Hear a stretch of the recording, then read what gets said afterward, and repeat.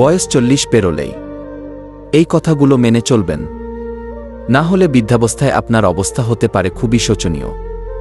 1. নিজের সারা জীবনের অর্জিত অর্থ এবং পৈতৃক সম্পত্তি নিজের কাছে রাখবেন। অত্যাধিক আবেগপ্রবণ হয়ে কারোর নামে করে দেওয়ার কথা ভুলেও ভাববেন না। 2. নিজের সন্তানেরা যদি বলে যে বৃদ্ধকালে তারা আপনার সেবা করবে, তাদের এই কথার উপর ভরসা করে থাকবেন না, কারণ সময় বদলানোর সাথে সাথে তাদের প্রাথমিকতাও বদলে যায় এবং কখনো কখনো তারা চাইলেও আপনার জন্য কিছুই করতে পারে না।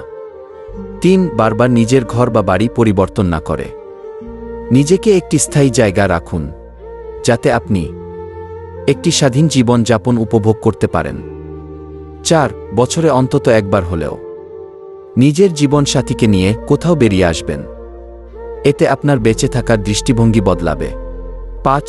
নিজের ছোট ছোট কাজ নিজেই করবেন, বৃদ্ধাবস্থার দোহাই দিয়ে কাউকে দিয়ে কোনো কাজ করিয়ে নেওয়ার এবং কারোর থেকে সম্মান পাওয়ার কথা চিন্তাও করবেন না।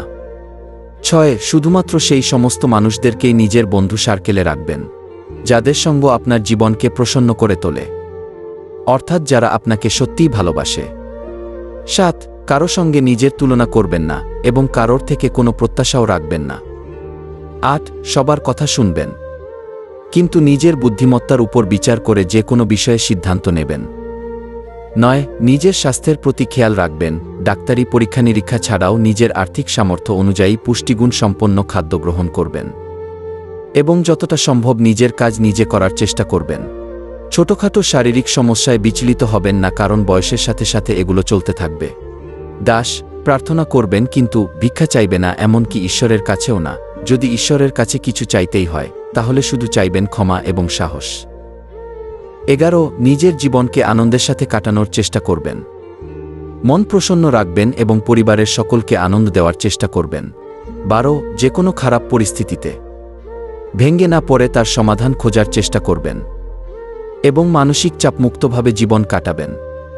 13. জীবনে স্থায়ী বলে কিছু হয় না, নিজের চিন্তাধারাও নয়, তাই এই কথার উপর বিশ্বাস রাখবেন। 14. নিজের সামাজিক দায়িত্বগুলি রিটায়ারমেন্ট এর মধ্যে পূরণ করুন। মনে রাখবেন, যতক্ষণ না আপনি নিজের জন্য বাঁচা শুরু করছেন, ততদিন আপনি মৃত।